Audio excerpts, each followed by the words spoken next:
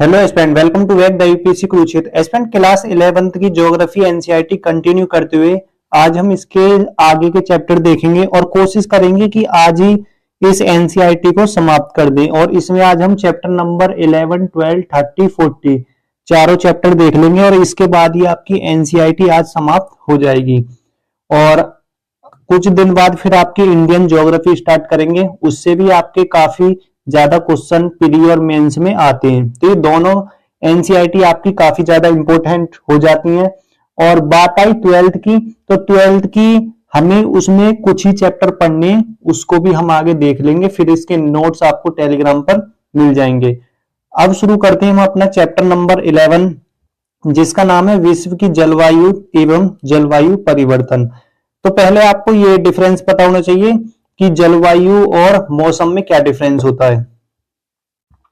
तो देखो, मौसम वो होता है मतलब जो कभी भी बदल जाता है, जैसे एक दिन में या 2 दिन में, कभी भी उसका ऐसा कोई टाइम नहीं होता। पर जो जलवायु होती है ना, वो एक दिन में या फिर महीने में नहीं बदलती, वो साल दर साल में ही बदलती है। जैसे कि 20 साल में या 15-25 साल में, तो जलवायु को बदलने में काफी ज्यादा टाइम होता है। तो ये डिफरेंस होता है जलवायु और मौसम के अंदर, ठीक है। तो अब समझ लेते हैं जो जलवायु का वर्गीकरण है वो कितने प्रकार का है। तो 3 प्रकार का है। पहला आणविक, जिसमें हम तापमान, वर्षण आंकड़े के आधार पर जलवायु को देखते हैं, ठीक है। दूसरा है फिर जना, इसमें हम कारण के आधार पर देखते हैं जलवायु को। और फिर है अनुप्रयुक्त, जिसमें कुछ विशेष उद्देश्य होता है, उसके कारण ही हम जलवायु को देख पाते हैं। फिर आगे आपका आ जाता है कोपेन के अनुसार, मतलब कोपेन ने जलवायु का जो वर्गीकरण करा है उसके हिसाब से हम जलवायु को ध्यान दे सकते हैं और पता कर सकते हैं कि जलवायु का वर्गीकरण कैसे करें। तो कोपेन ने एक सारणी बनाई जो हम आगे देखेंगे। तो जैसे आगे अब इसमें देख लेते हैं, तो आनुवांशिक पद्धति, जैसे कोपेन ने वनस्पति के वितरण और जलवायु के बीच एक घनिष्ठ संबंध की पहचान की, इसमें जैसे तापमान, वर्षा आंकड़े का प्रयोग किया। तो मतलब समझना कहने का, कोपेन ने कहा था कि यदि तुम वनस्पति का वर्णन कर लो या फिर वनस्पति के बारे में जान जाओगे ना, तो जलवायु के बारे में वहां की तुम ऑटोमेटिक ही जान जाओगे। कोपेन ये कहते हैं कि अगर कहीं की जलवायु जाननी है, जैसे उत्तर भारत की जलवायु को जानना है, तो वहां के वनस्पति वगैरह को समझ लो, तो उसी हिसाब से हम जलवायु को भी समझ सकते हैं, ठीक है। इसी के लिए इन्होंने एक सारणी बनाई, जिस सारणी में इन्होंने वहां की वनस्पति को रखा और उसके हिसाब से हम जलवायु का पता लगा सकते हैं। आगे उन सभी को पढ़ेंगे। तो पहले देख लेते हैं इन्होंने, जैसे इन्होंने A B C D E F G, तो इन्होंने यहाँ ये अपने जलवायु को लगाया, ठीक है।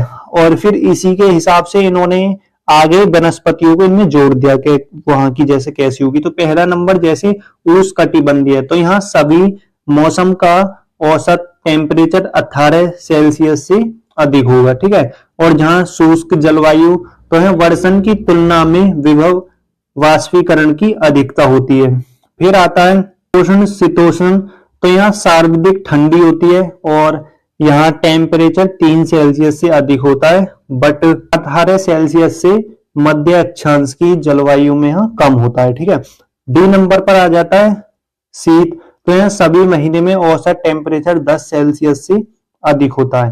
तो ऐसे आपके प्री में आ सकते हैं, तो थोड़ा ऐसा ध्यान रखना चाहिए। फिर आपका शीतल हिम वन जलवायु, ठीक है। तो यहाँ वर्षा में सर्वाधिक ठंडे और महीने का औसत टेम्परेचर 3 सेल्सियस से नीचे होता है। फिर जैसे एच पर है उच्च भूमि, तो ऊंचाई के कारण यहाँ शीत होता है, ठीक है। अब फिर इन्होंने इन सारणियों को ऐसे बांटा, जैसे कि अब सभी सारणी इन्होंने अलग अलग कर दी। जैसे पहले हमने पढ़ा इसमें ए नंबर वाला, तो ए पर उष्णकटिबंधीय, ठीक है। अब हम इसके अंतर और ज्यादा पढ़ेंगे, जैसे कि ए समूह, तो इसे बोलेंगे ए समूह उष्णकटिबंधीय जलवायु, ठीक है। अब हमें इसमें पढ़ना है, तो इसमें क्या क्या विशेषताएं देख लेते हैं।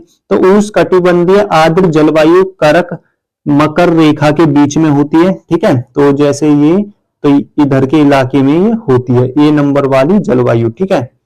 और उष्ण आर्द्र होती है, ठीक है। वार्षिक टेम्परेचर बहुत कम होता है। अब ये भी तीन प्रकार की होती है, देख लेते हैं। तो पहला है इसमें AF, ठीक है। अब इन्होंने उस सारणी को बताना शुरू कर दिया, ठीक है। ए से यानी कि उष्ण कटिबंधीय आर्द्र होगी यहाँ, ठीक है। और दूसरी फिर उष्ण कटिबंधीय मानसून, तीसरी आ जाती है उष्ण कटिबंधीय आर्द्र एवं शुष्क, ठीक है, जिसे AW कहते हैं। तो जैसे एक एक को पढ़ लेते हैं। AF को पहले हम देख लेते हैं। तो जैसे ये विषुवत वृत्त पर होगा, अमेजन बेसिन, कांगो बेसिन एवं दक्षिणी एशिया में ये होगा, ठीक है। तो आपको बस थोड़ा एक एक हेडिंग ऐसे तो पता होना चाहिए, ठीक है। विशेषता जैसे प्रत्येक दिन दोपहर 2 PM पर यहाँ वर्षा होती है, ठीक।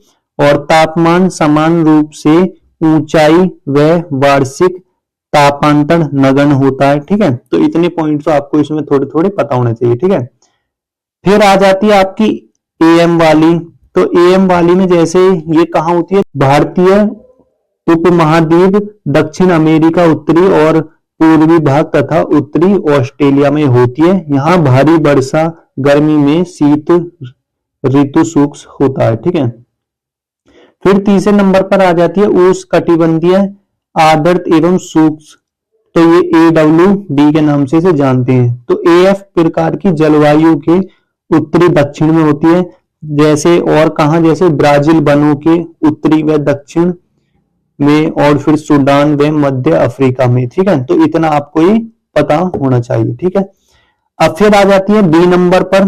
तो B नंबर पर सूक्ष्म जलवायु के बारे में देखते हैं हम, ठीक। तो अत्यधिक कम वर्षा होती है, उपोष्ण उच्च दाब क्षेत्र होता है, विशेषकर 15 से 30 उपोष्ण उच्च दाब क्षेत्र होता है, ठीक है।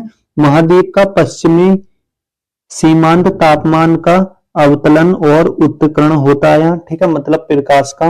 और वर्षा नहीं होने के कार्य सूर्य तप भी अधिक होता है। तो सूर्य तप वही होता है जो मतलब सूर्य से कुछ किरणें आती हैं, ठीक है, जो गर्मी आती है ना पृथ्वी पर, उसी को सूर्य तपन कहते हैं, ठीक है।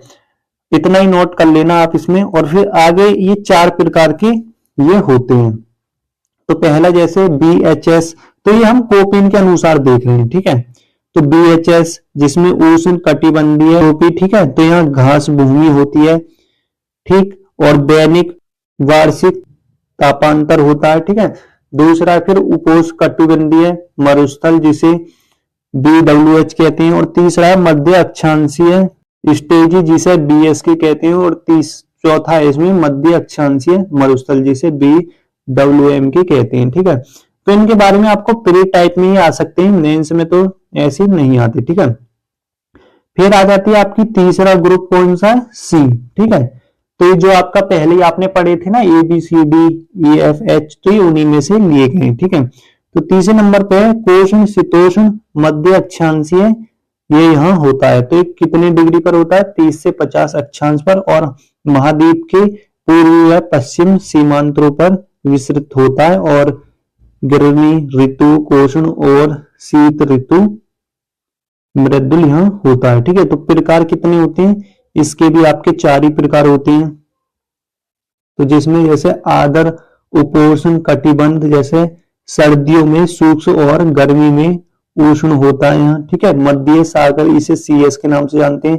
तो शीतकालीन वर्षा होती है, भूमध्य सागर व कैलिफोर्निया में लगभग होता है। तीसरे पर आर्द्र उपोष्ण तो कटिबंधीय शुष्क होता है, ठीक। ऋतुओं की अनुपस्थिति तथा मृदा शीत ऋतु यहाँ होती है। चौथा इसमें समुद्री पश्चिमी तट जलवायु, तो महाद्वीप के पश्चिमी तट पर ही होता है, ठीक है।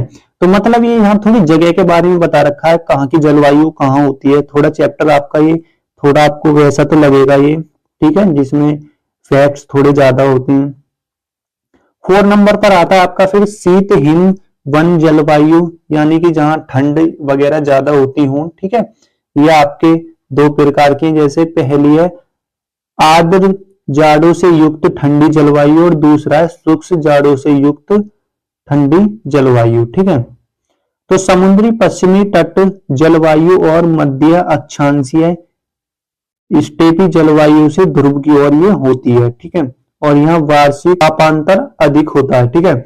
और शुष्क जाड़े की युक्त ठंडी जलवायु ये होती है आपकी उत्तरी पूर्वी एशिया में। और सर्दियों में प्रति चक्रवात दशाएं होती हैं। वर्ष भर ठंडा मौसम और हिमांक होता है। ठीक है, फिर आ जाते हैं हम फिफ्थ नंबर की, जो कि ई है हमारी ध्रुव जलवायु। ठीक है, नाम से ही पता चल रहा होगा, तो मतलब ये ध्रुवों पर ही पाई जाती होगी। तो पहली है इसमें टुंड्रा जलवायु। तो जैसे कोई लाइकान तथा पुष्प यहाँ पादप पाए जाते हैं, यानी कि प्लांट। ठीक है, स्थानीय तुषार यहाँ चलती है और ग्रीष्म ऋतु में दिन के समय प्रकाश की लंबी अवधि होती है। ठीक है, और फिर दूसरा है हमारा हिमटॉप जलवायु। तो ग्रीनलैंड, ठीक, और अंटार्कटिका के आंतरिक भाग पर स्थायी हिम परतें यहाँ होती हैं। 6 नंबर पर है हमारी एच प्रकार की जलवायु।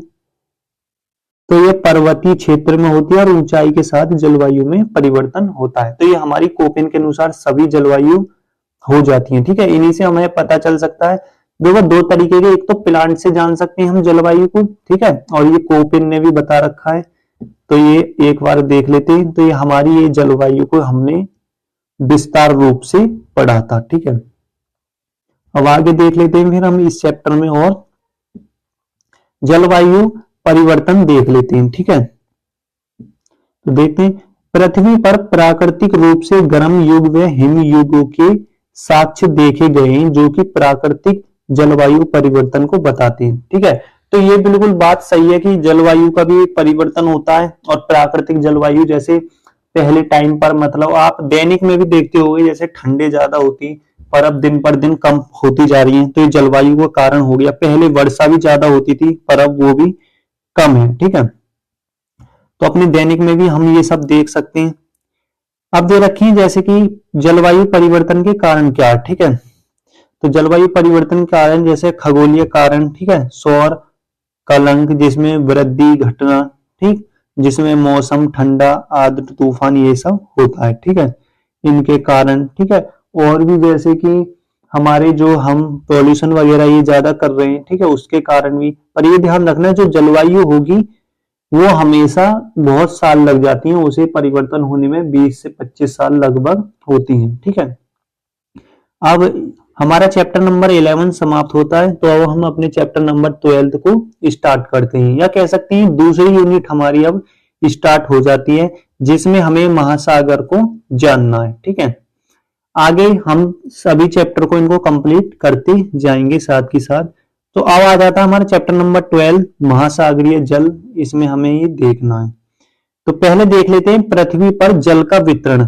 ठीक है, तो ये तो आप जानते हैं, पृथ्वी पर आपका 70% पर पानी है और 29 पर धरती है। ठीक है, बट 71% में भी हमारे पास पीने के लिए 1% पानी योग्य है। ठीक है, और उसमें भी पीने के लिए योग्य है, पर इतना भी शुद्ध नहीं है, क्योंकि उसमें आधा पानी जैसे नदी नालों में बह रहा है। ठीक है, तो उसमें से भी बहुत कम हमारे पास पीने के लिए पानी योग्य है।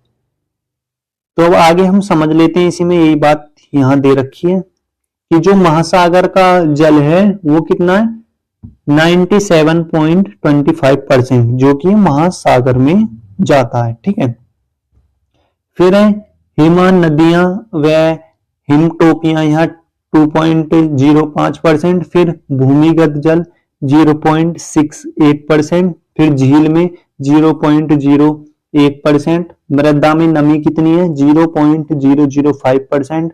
और वायुमंडल में जल कितना है, 0.001%। ठीक है, और जैव मंडल में 0.01%। ठीक है, तो लगभग हमारे पास इतना ही पानी है जो कि पीने योग्य है। ठीक है, तो इसलिए हमें पानी वगैरह का इतना वो नहीं करना चाहिए। ठीक है, अब बता रखा है कि जो महासागर हैं उनकी संरचना कैसी है। ठीक है, क्योंकि महासागर सागर से रिलेटेड आपकी ये यूनिट है, तो हमें पढ़ना है।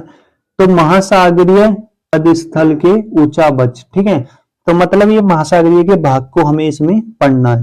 तो महासागरीय 4 भाग से मिलकर बना होता है। पहला महाद्वीपीय मगन तट, ठीक है, दूसरा है महाद्वीपीय ढाल, और फिर आपका तीसरा आ जाता है गहरे समुद्री मैदानी भाग, चौथा आ जाता है महासागरीय गंभीर। ठीक है, तो चलो अभी एक एक करके हम देख लेते हैं। इसमें पहला है महाद्वीपीय मगन तट। तो महाद्वीपों का सागरीय विस्तार होता है, उथला भाग होता है और महाद्वीपीय मगन तट, ठीक है। तो चौड़ाई इसकी अधिक भी हो सकती है, निचाई भी हो सकती है। तो चलो एक वो बना लेते हैं हम डायग्राम, उसमें समझते हैं, ठीक है।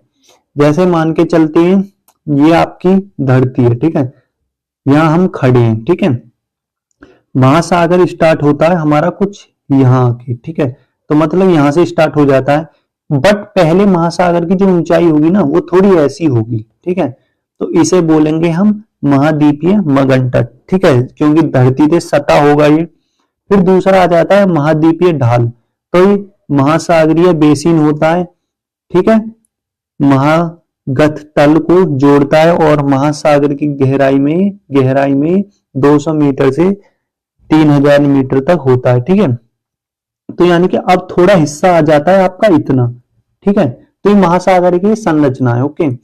अब इसी को बोलेंगे महासागरीय ढाल।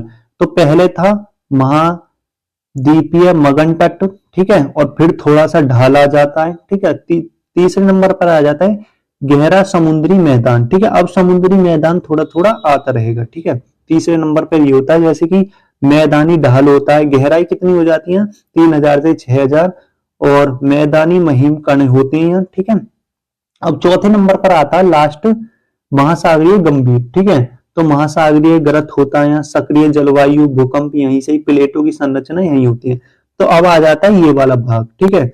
अब यहीं आपकी देखो महासागर के अंदर पहाड़ी भी होती है, प्लेट वगैरह टेक्टोनिक जो भी जलवायु यहीं होती है सब, ठीक है। तो इस समुद्र का बिल्कुल ग्राउंड लेवल है, ठीक है। तो अगर हम समझे तो पहला जगह होती है महाद्वीपीय मगन तट, ठीक है, ये हमारी पृथ्वी की जगह थी, ठीक है। तो ये थोड़ी हमें आधी दीप्ति और आधी जगह पानी होता है। दूसरा आ जाता है हमारा महाद्वीपीय ढाल, ठीक है। तीसरा आ जाता है गहरा समुद्री मैदान थोड़ा, बट फोर्थ लेवल का आ जाता है पूरी तरह समुद्र की, मतलब समुद्र के अंदर भी देखो, भले ही समुद्र में यहां से लेकर यहां तक पानी था, पर कोई तो जगह ऐसी होगी जहां उसका तल होगा, तो यही उसका तल होता है, यहीं पर आपकी ज्वालामुखी फटती है, ठीक है। तो ये सब होता है। तो ये इतना सा पॉइंट था आपका, बता रखा था। अब फिर उसी में ही महादेव महासागर के बारे में बता रखा है, जैसे उच्चावच की लघु आकृतियां, मतलब महासागर के अंदर क्या क्या होता है। तो मध्य महासागर कंटक, तो महासागर के अंदर ना देखो पर्वत की श्रृंखलाएं भी होती हैं, ठीक। और अपसारी प्लेट सीमाओं के सहारे मैग्मा बाहर निकलता रहता है, जैसे एग्जाम्पल है महीय अटलांटिक कटक, ठीक है। तो मतलब अटलांटिक महासागर के अंदर जब आप देखोगे बिल्कुल तल में, तो यहाँ पहाड़ी भी जा रही है, ठीक है। महासागर के अंदर भी पहाड़ होते हैं और यहाँ ये भूकंप की होती हैं, ठीक है, घटनाएं होती रहती हैं। फिर आ जाता हमारा समुद्री टीला।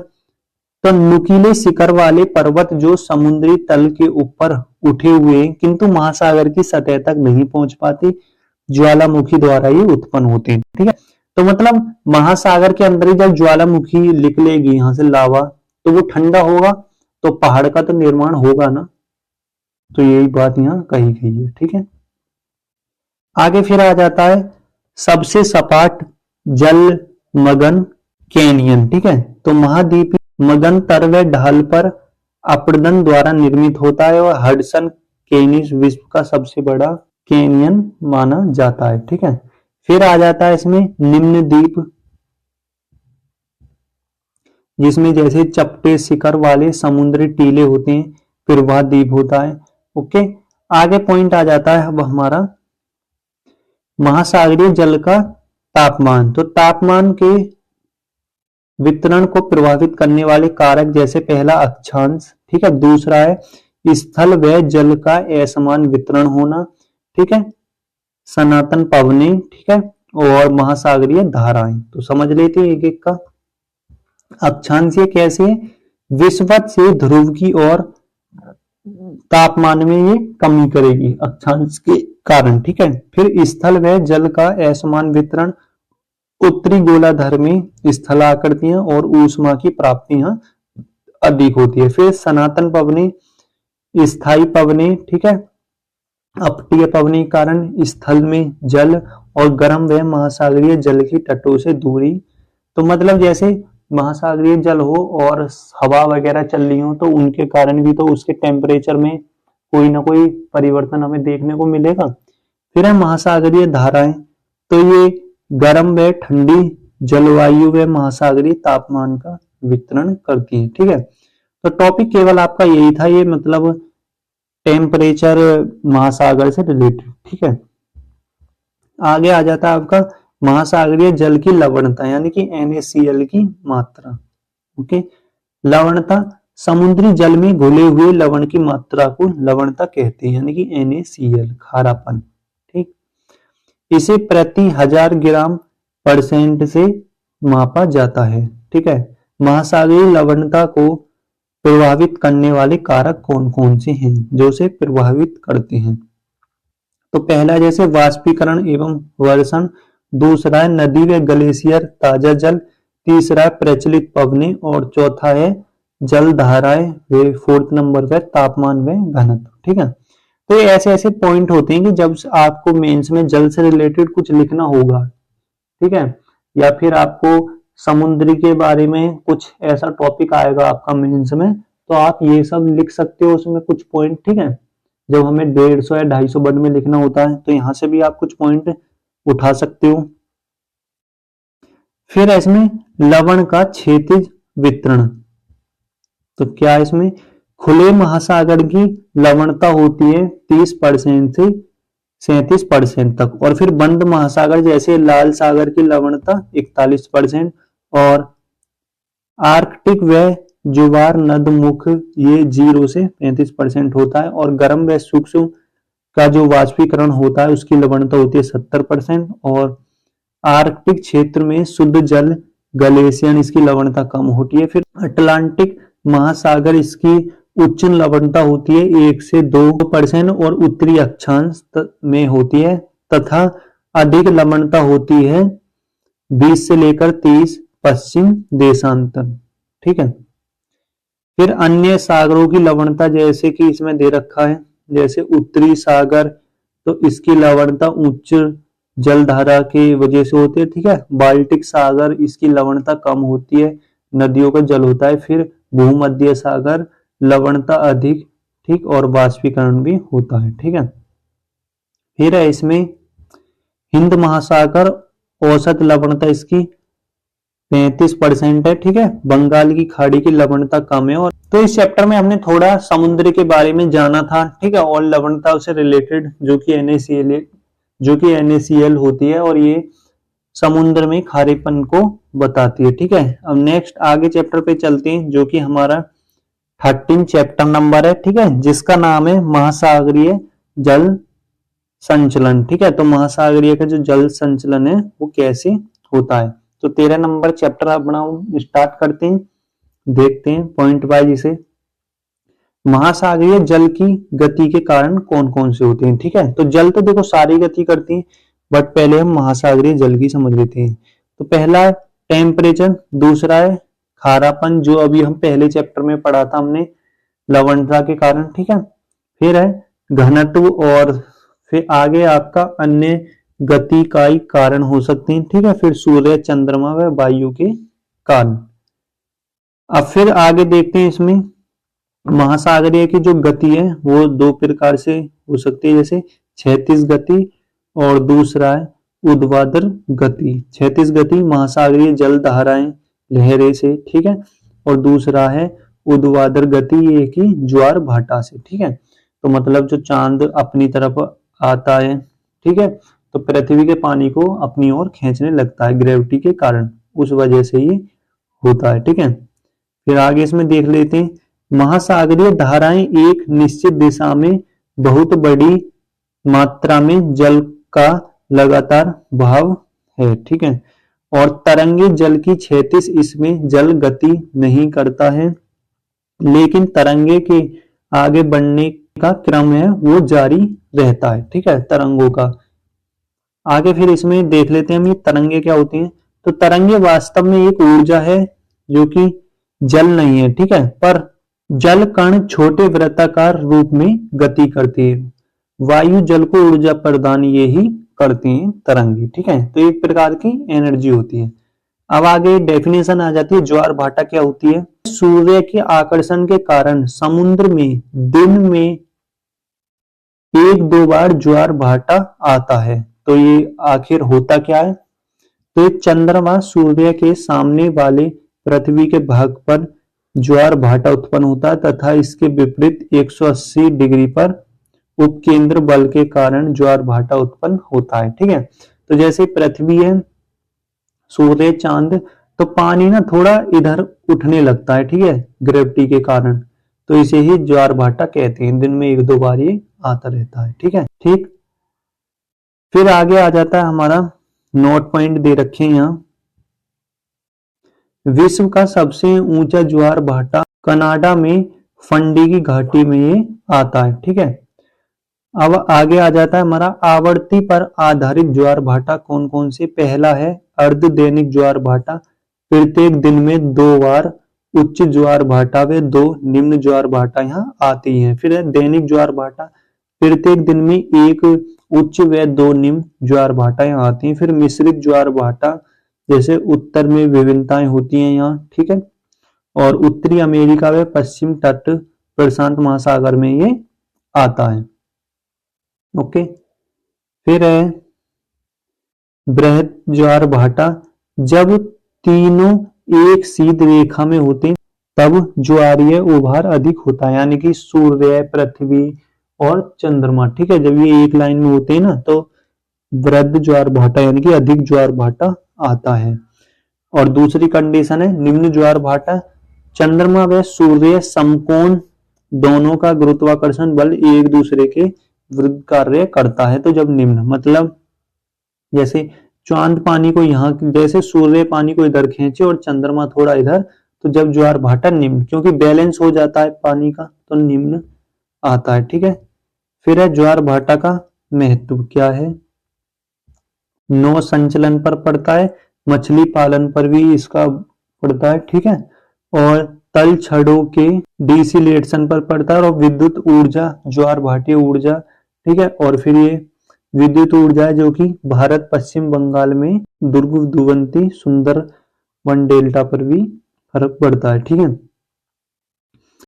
अब फिर आ जाता है महासागरीय धाराएं, जो कि पीटी में आपका ये पूछा गया है। ठीक है, मेंस के लिए भी, जैसे नदी के प्रवाह और निश्चित मार्ग व दिशा में हो। ठीक है, जैसे महासागरीय जलधाराएं क्या है, तो कोई नदी का प्रवाह हो रहा है, ठीक है, वो एक तो निश्चित मार्ग में हो और कोई उसकी दिशा हो, उसे ही महासागरीय धाराएं कहते हैं। अब ये क्यों होती हैं, एक बल होता है जो कि 2 प्रकार के बल होते हैं, एक प्राथमिक बल, दूसरा द्वितीय बल, जो कि जल की गति प्रारंभ करता है। सौर ऊर्जा जल मार्ग को उससे ही होता है। फिर वायु से गुरुत्वाकर्षण, कोरियोलिस बल भी होता है। ठीक है, दूसरा है द्वितीय बल, तो फिर वह कोई करता है। ठीक है, तो आपकी जो ये यूनिट थी आपकी महासमुद्र वाली, ठीक है, महासागरों वाली, ये भी आपकी समाप्त हुई। अब आपका लास्ट चैप्टर बचता है। ठीक है, और उसी के साथ ही ये किताब आपकी समाप्त हो जाएगी। ठीक है, तो लास्ट यूनिट या हमें चैप्टर में देखना है जैविक विविधता व संरक्षण। ठीक है, तो देख लेते हैं इसे। तो इस चैप्टर में आपके शुरू में थोड़ी कुछ स्टार्टिंग पॉइंट होते हैं, तो वो हमें नोट करने की कोई जरूरत नहीं है। ठीक है, क्योंकि इसे हम जो हमारे इंपोर्टेंट पॉइंट है वही हमें इसमें नोट करने हैं। ठीक है, तो जैसे पहला देख लेते हैं जैव विविधता क्या है।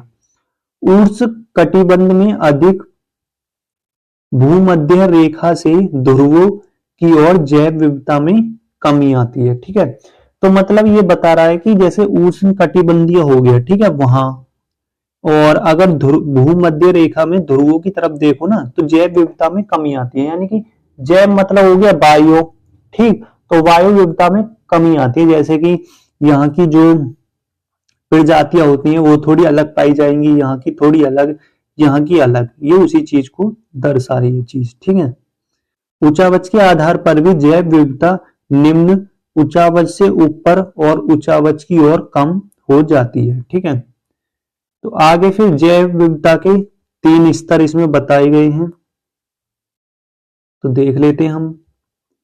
पहला अनुवांशिक जैव विविधता, यानी कि अनुवांशिक जैव विविधता वो वाली जो कि परिवार तो परिवार या पीढ़ी दर पीढ़ी चली आ रही है डीएनए के कारण, ठीक है, वो विविधता। विविधता का मतलब आपने पढ़ा होगा अलग होना, ठीक। तो जैसे मतलब कुछ चीज है पर वो अलग अलग है, उसे ही विविधता बोलते हैं, ठीक है।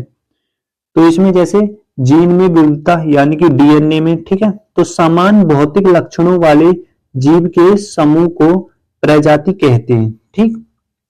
और जैसे मानव ये हो गए, शारीरिक लक्षणों में भिन्नता, अनुवांशिक विविधता इनमें होती है, ठीक है। तो फिर आगे जैसे प्रजातीय जैव विविधता यानी कि अब उनकी कुछ जातियों में भी विविधता होती है। पहली कौन सी, एक तो डीएनए के कारण विविधता हो गई, दूसरी फिर प्रजातियों में, जैसे कोई मच्छर की प्रजाति है, कोई मछली की प्रजाति है, ठीक है, इस टाइप की हो गई।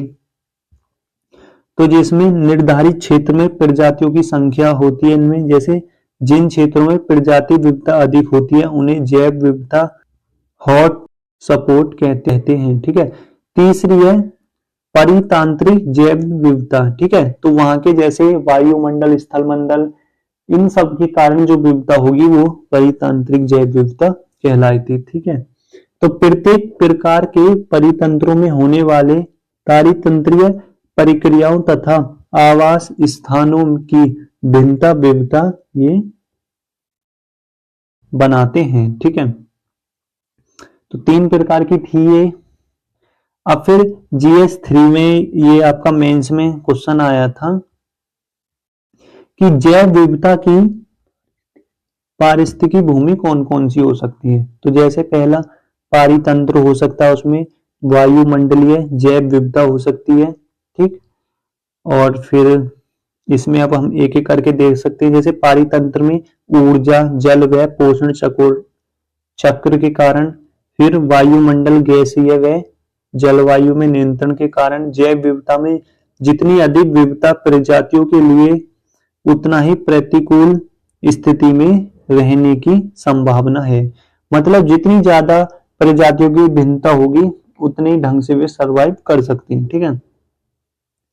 फिर आगे इसमें जिन परितंत्र में जितनी प्रजातियां होंगी वह उतना ही अधिक स्थायी होगा, क्योंकि वो एक दूसरे की जरूरत को पूरा करते रहेंगे। जैसे कि आपने ये देखा होगा, हम मनुष्य की कुछ जरूरत होती है उसे जानवर या छोटी प्रजातियां पूरा कर देती हैं, ठीक है। जैसे कि कोई भी एग्जांपल आप ले सकते हो, ठीक है, तो वो पूरा कर देते हैं। तो इसलिए हम सबकी जीने की क्षमता और इससे अधिक होती है, ठीक है, एक दूसरे की पूरी जरूरत भी होती है, ठीक है। तो आपके मन में कहीं ना कहीं तो ये आया ही होगा कि जब हम इंसान है तो आखिर इन कीड़ों मकोड़ों का भी क्या होना जरूरी था। तो ऐसा नहीं है, सबकी अपनी अपनी जरूरतें होती हैं, वो भी पृथ्वी के लिए उतने इंपॉर्टेंट हैं जितने इंपॉर्टेंट हम। आगे फिर आता है इसमें जैव विविधता का ह्रास, ठीक। तो इसमें जैसे कि आवास विखंडन होने के कारण, प्राकृतिक आपदाओं के कारण, प्रदूषण, कीटनाशक के कारण और उर्वरक शिकार के कारण, और विदेशी प्रजातियां उनमें आ जाती हैं, ठीक। तो जैसे फिर आगे इसमें जैव विविधता का संचरण क्या है इसमें, तो जैसे आवास का संचरण सथल व समावेशी विकास होना चाहिए, ठीक है। और अंतरराष्ट्रीय प्रयास होने चाहिए इसमें, पृथ्वी सम्मेलन, यानी कि लोगों को बताना चाहिए कि हमें सबका विकास, सबका साथ, यानी कि सतत समावेशी विकास होना चाहिए, ठीक है।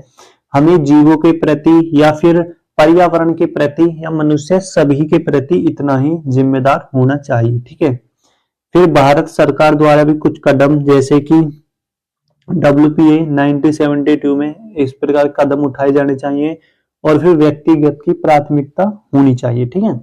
तो आपका एक तो चैप्टर था GS3 के लिए आपका इंपोर्टेंट था, ठीक ठीक है। और ये फिर आपको मतलब ऐसे ही आपके मेंस में क्वेश्चन बिल्कुल लिख के आने हैं, ठीक है, देख रहे हो। और चलो अब बात, हमारी ये बुक भी समाप्त हो गई, ठीक है। आगे लिखा हुआ बुक से भी पढ़ें, ठीक है। अब ये हमारी 11th क्लास की एनसीईआरटी हुई है। शुरू के चैप्टर हमने आपको बिल्कुल बुक से ही हाईलाइट करके पढ़ाए थे, ठीक है। बट कुछ चैप्टर आपको अब नोट से, ये नोट से पढ़ाने का उद्देश्य यही था कि आप अपने नोट्स बनाने सीखें, और देख रहे हो नोट्स कितने शॉर्ट हैं, मतलब कोई ज्यादा इतने लेंथी नोट्स नहीं है, बहुत छोटे छोटे नोट्स हैं और इन्हें पढ़ने में रिवीजन भी बहुत अच्छा खासा जल्दी हो जाता है, टाइम भी नहीं लगता। ठीक है, तो आपको भी ऐसे ही बनाने चाहिए। और बाकी बात आई एनसीईआरटी की, तो ये एनसीईआरटी आपकी आज समाप्त हो गई। अब हम जल्दी ही एक आध दिन में अपनी 11th क्लास की जो इंडियन ज्योग्राफी है उसमें आपकी 6 चैप्टर हैं, 6 चैप्टर को हम 3 दिन में समाप्त कर देंगे, वन शॉट ले लेकर। ठीक है, आगे फिर आपकी 11th क्लास की ज्योग्राफी बचती है 2, उसमें से हमें एक नहीं पढ़नी, वो आपको आगे बता दिया जाएगा कौन सी नहीं पढ़नी, एक पढ़नी पड़ती है, उसके उसके भी हमें 2-4 चैप्टर। ठीक है, तो वो आपको एक क्लास में बता दिए जाएंगे, फिर आपकी एनसीईआरटी आपकी समाप्त हो जाएगी। आगे आपका फिर महामैराथन क्लास स्टार्ट होंगी जिसमें हम पॉलिटी इकोनॉमी को भी कवर कर लेंगे। तो आज के लिए इतना ही। Thank you for watching this video.